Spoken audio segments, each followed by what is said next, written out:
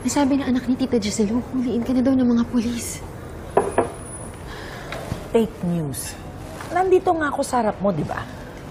And besides, nagkausap na kami ni Nerissa. She's keeping her mouth shut. Kaya wala na silang maikakaso sa akin. Alam mo, talaga, pag nakita ko yung babae niya, kakalbuhin ko yan eh. Pero Mami, kahit nag-recant na ng statement si Tita Nerissa, tinuro ka pa rin niya. So all eyes are still on you. As long as wala silang maipipresentang hard evidence or witness na magtuturo sa akin, we are free from prison life. Come on, eat up.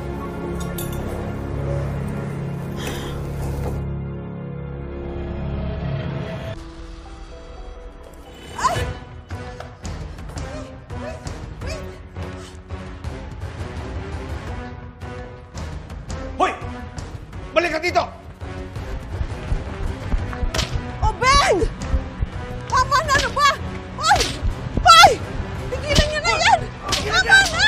Tigil niya! Tama na!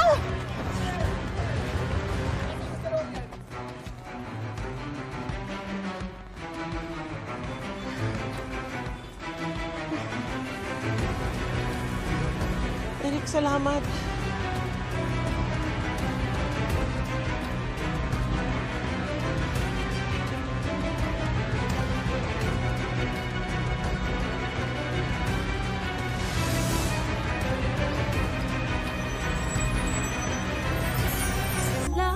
Sa gabing madilim, ikaw ang tawag. Eric, Giselle, anong sabi ng tao ni Moira? sabi ni RJ, ayaw pa rin daw magsalita eh. Baka naman kailangan offer ng pera. Siguro. Pero sabi ng pulis nga eh, dapat daw offer na lang namin na maging witness against Moira. Oh, mas maganda yun. Pero sana pumayag. Yun na nga eh. Eric, maraming salamat ha. Dahil sa'yo mabibigyan na ng hustisya yung nangyari kay Papa. We both know that when we parted ways, we were not in good terms. And yet, tinulungan mo pa rin kami. Maraming salamat. Wala yun. Ate, RJ, ano? Nagsalita na? hindi pa din ate. Ha? Kailangan ko bumalik na Apex. May kakausapin lang ako. Sino?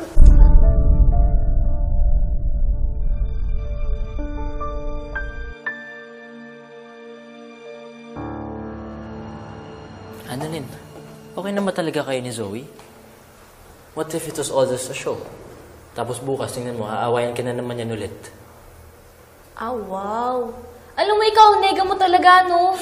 Eh, okay na nga kami, di ba? Tsaka saya ko nga ngayon, no? Kaya nga, bibisitahin ko siya sa Apex ngayon, eh.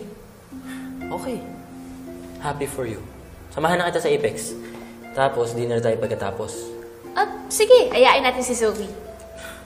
Bakit? Tayo na lang. Eh, syempre, para malibang siya. Di ba may pinagdadaanan nga si Zoe? Hindi, tayo na lang. Okay, sige. Sa bagay, mas masarap nga naman kumain pag dalawa lang. Talaga? Kaya kami na lang ni Zoe yung kakain. Di, Annalyn, sige. Papayag na ako. Sama na natin si Zoe.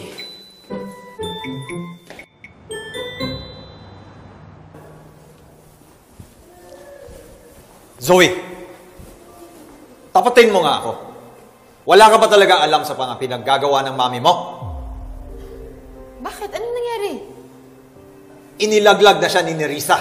Ang sabi niya, mami mo daw ang nagpakidnap sa lolo mo. Why? What happened? Minsan mo na siya pinagtakpan. How can I be sure na this time hindi mo siya pinagtatakpan ulit?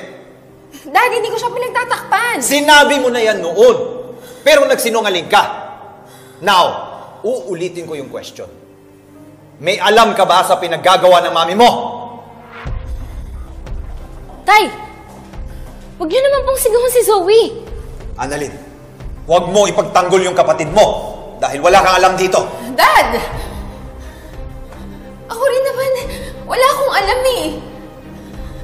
Sigurado ka ba na sinabi ni Tita Nerissa na si Mommy yung kumidnap kay Lolo? Yes. But she recanted her statement right after that. Oh! Ayun naman pala eh. Binawi niya. Pero nahuli na ng mga pulis ang isa pang kidnapper na sabi ng isang eyewitness, tauhan na mami mo! Po? So, ibig sabihin po si Ma'am Moira po talaga yung nasa likod ng pagkidnap kay Lolo? Yes. And it's only a matter of time before we can prove that. Kino-convince lang natin yung kidnapper na magsalita laban kay Moira. Dok, ibig sabihin po ba na makukulang na si Ma'am Moira? Yes. Kaya nga pinapaamin kita, Zoe, na kung may alam ka, now is the time to speak up. Dad! Kung ayaw mo na pati ikaw makulong. Wala nga akong alam. Day, mahal po ni Zoe si Lolo. Hindi niya po magagawa kay Lolo yun. Wala po siyang dahilan para kidnapin po si Lolo. Sana tama ka, Annalyn.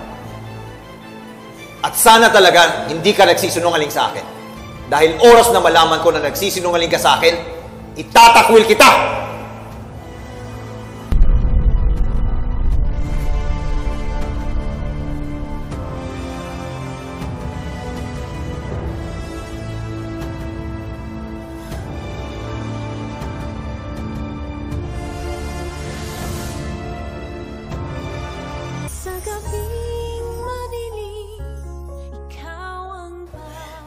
Zoe, okay ka lang?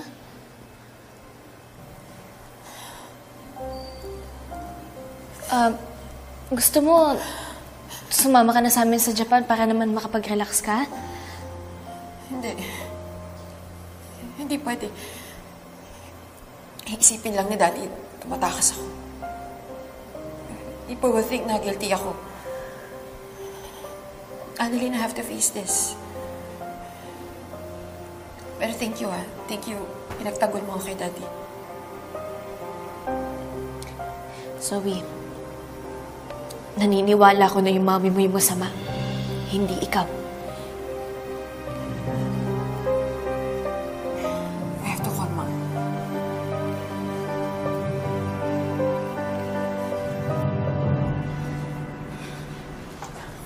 Nerissa! Nangyaka, pinahamak mo ko? Teka lang, Moira, binawi ko naman yung statement ko, di ba? Eh, kahit na. Lahat ng mga mata nila nakatingin sa akin dahil hindi mo mapigilin yung bunganga mo. Excuse me? Even before ako magsalita, ikaw pa rin naman ang pinagdududahan nila. Isa pa, more than my statements, siguro dapat mas problemahin mo yung isa pang tao ni Balahadja. Nahuli na rin daw ng mga pulis. Yung pinabigyan mo sa akin ng pera, si Dax. Hindi magsasalita yun. Binayaran ko na yun eh. Sigurado ka? Moira, kaibigan mo ko. Kaya even if it's to my detriment, mag-recant ako, di ba? Eh si Dax, gaano ka kasigurado anong hold mo sa kanya na hindi siya magsasalita against you?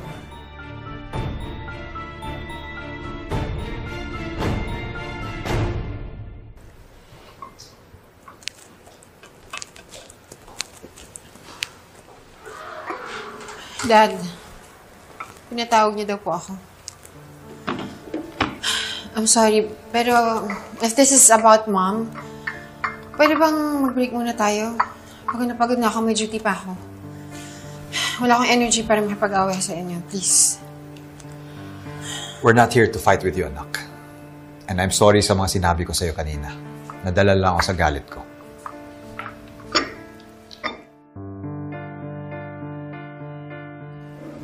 Zoe, nag-usap na kami ng daddy mo. And we decided that we are going to give you the benefit of the doubt. At dahil na rin, pinagtatanggol ka ni Annalyn. Wala naman talaga akong kasalanan eh. Wala akong alam sa ginawa ni Mommy. That's why you really have to give me the benefit of the doubt. Hindi lang dahil sinabi ni Annalyn. Okay, fine. If you believe that's true, then sumama ka sa amin bukas sa presinto. What? Why? Let's put it this way. If you're really not guilty and wala kang kinalaman sa mga ginagawa ng nanay mo, hindi ka matatakot sumama sa amin sa presinto bukas, hindi ba?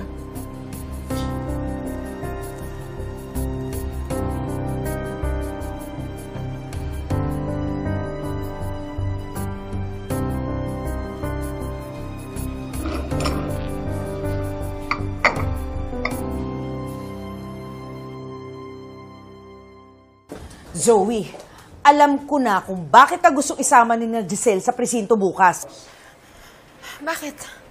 Eh kasi nahuli na nga yung tauhan ni Balahadya. Si Dax!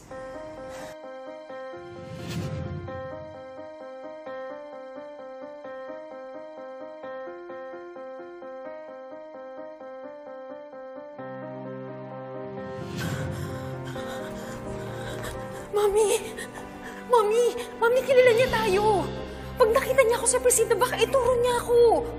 Mami, anong gagawin ko? I know, that's why we need to do something. You need to do something. What? Unahan mo si na Giselle sa presinto. Gumawa ka ng paraan para mapatay mo si Dax. Bigyan mo ng pagkain na may lason or inject him with something that will kill him immediately. Hindi niya tayo pwedeng ikanta. Mami, ano ba? Nababaliw ka na ba talaga? I'm a doctor, hindi ko magagawa yun. Alam mo, sinabi mo na yan sa akin dati tungkol sa lolo mo. Pero nagawa mo pa siyang ihulog sa bangin, hindi ba? Look, if you don't want to do anything, magdasal ka na hindi tayo ituturo ni Dax.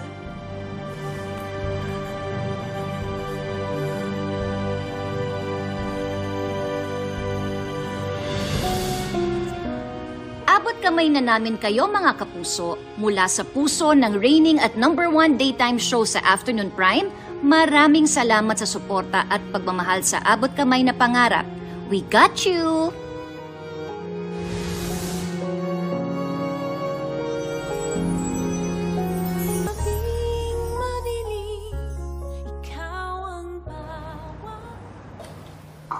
So, Zoe, did you get a good night's sleep? Yes, tita. Bakit naman po?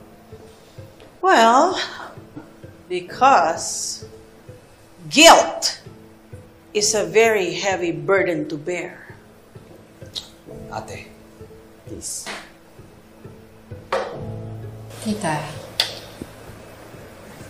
there's a saying na everyone is innocent until proven guilty. Wala pa nga kayong ebidensya against me, pero sinesentensya niyo na ako. Zoe. Ate, tama na please. We'll know the truth soon enough.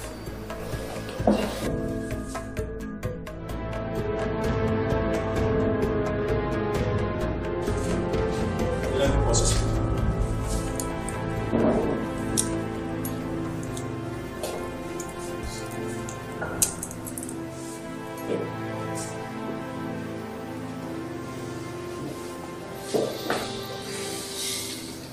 Attorney, handa na ba magsulta yung kliyente mo? Yes, magsasalita na siya. Magsasalita ako pero hindi niyo ako ipakukulong. No. We can't do that. Eh, kayo bahala. Eh, hindi ako magsasalita.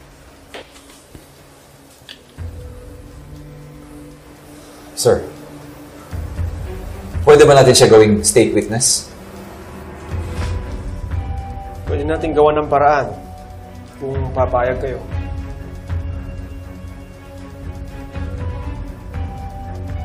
Sige, pumapayag na kami.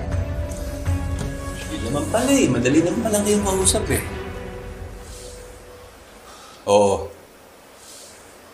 Isa ako sa kumitab sa tatay niyo. Sino nag-utos sa'yo?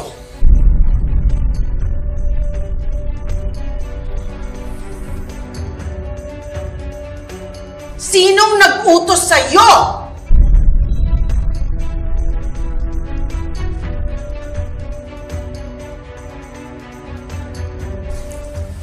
Yung magaling mong asawa, si Moira Tanyag.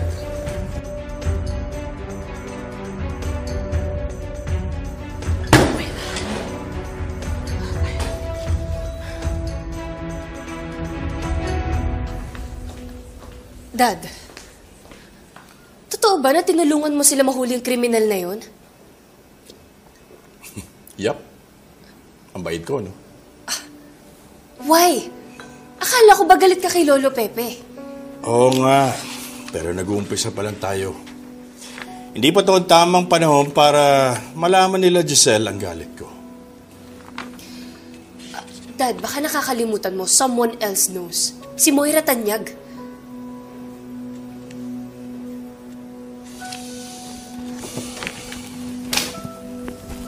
Bakit? Kinausap ka ba niya? Ano sabi niya? Well, sabi niya sa akin she wants to form an alliance.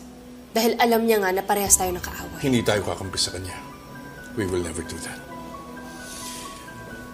Because it will be in our best interest kung sila mismo magkakagulo at magkakasiraan. Relax, Justine.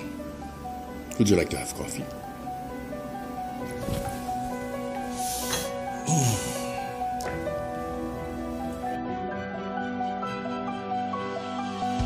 Sir, we now have a case against Moira. No. Wait. Meron pa akong isang tanong. Si Moira Tanyag lang ba ang mastermind ninyo? Wala na bang ibang kasabwat?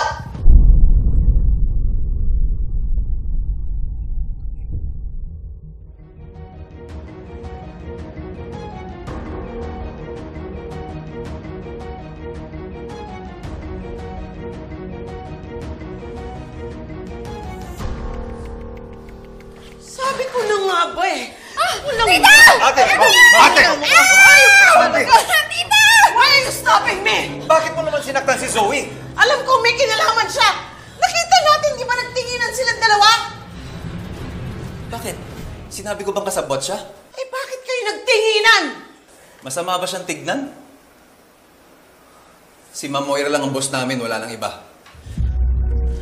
Zoe, pagpasensya mo na si Ate Giselle. Mataas lang yung emotion niya. Dali. Merong medical paraphernalia na nahanap in the possession of my father. Kanino yon? Sa akin po yun. Galing yun sa Shota akong nurse. It's your word against hers. May ebidensya ka ba laban kay Moira? Inutusan kasi ako ni Boss Balahadia na i-dispatch siya yung burner phone niya. Pero hindi ko ginawa yan para meron akong insurance kung sakaling magkalaglagan. Doon yung makikita yung ebidensya na inutusan lang kami ni Mang Moira. Na siya lang talaga ang mastermind ng lahat.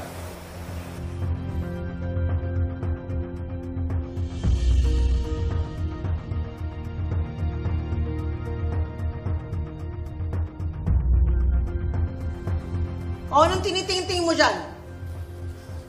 Ate, please. Alam kong may kinalaman to eh. Tita! It's because you are wired na sisihin ako palagi. You give meaning to everything. Para lang masatisfy ka na guilty ako, hindi ba? You know what? I demand an apology from you. I'm not apologizing. Hindi pa tapos ang investigasyon. That means you're not yet off the hook.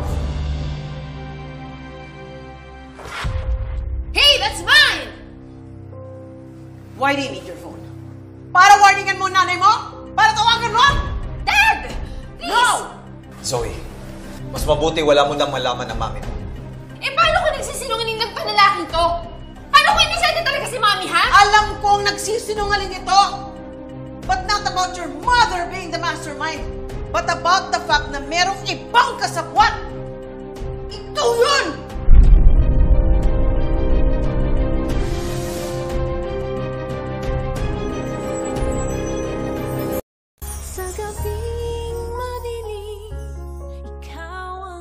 Ma'am, tama na po. Tama na po. Sir, ma'am.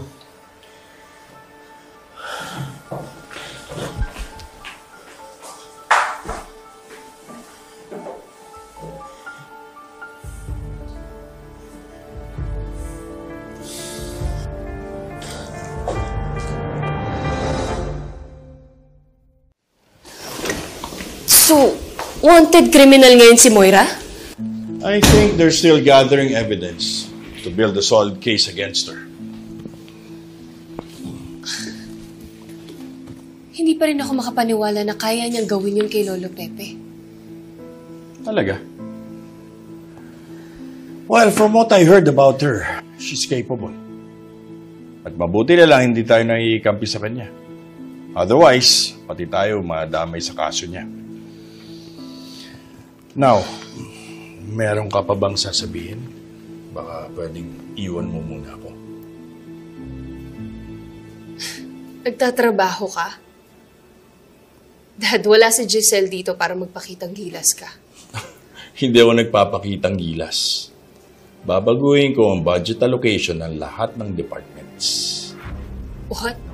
Eh di ba kailangan mo ng permission from Giselle para magawa yung mga yan? Kaya nga ginagawa ko na eh. Because I have the permission from Giselle. And I think this is the right time to do it. Habang nagkakagulo sila dahil kay Moira. Now, meron ka pa bang sasabihin? Wala na. Okay.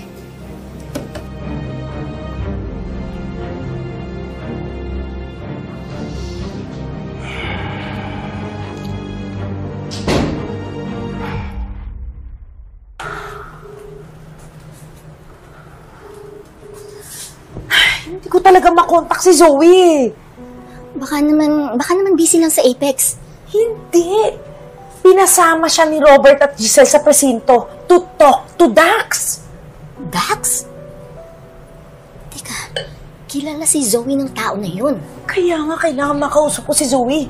Mamaya niyan inareso na nila yung anak ko. Baka nakakulong na, hindi ko pa alam. You know what, Moira? I applaud you. Sa kabila ng mga nangyayari, umiiral pa rin ang pagiging nanay mo. Alam mo, Nerissa, lahat ng ginagawa ko para kay Zoe. It's never been about me. It's always been about my daughter.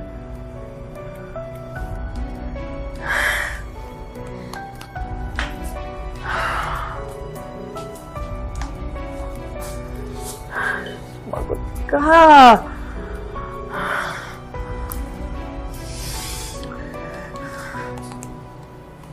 Na-recover po namin tong teleponong ito doon po sa lugar na itinuro ni Dakanay. So is there anything there linking Moira to the kidnappers? Wala po. May correspondent si Balhadia na isang unknown number.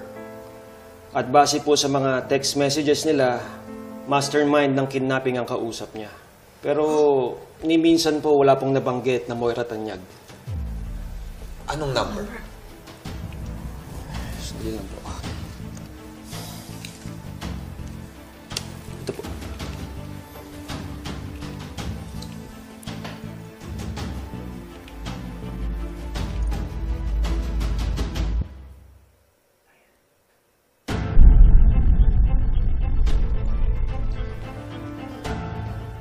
Nakatabing. Si Moira. Oh my gosh! Oh my gosh! Sabi ko na nga ba eh, si Moira ang mastermind ng pagkidnap kay Papa.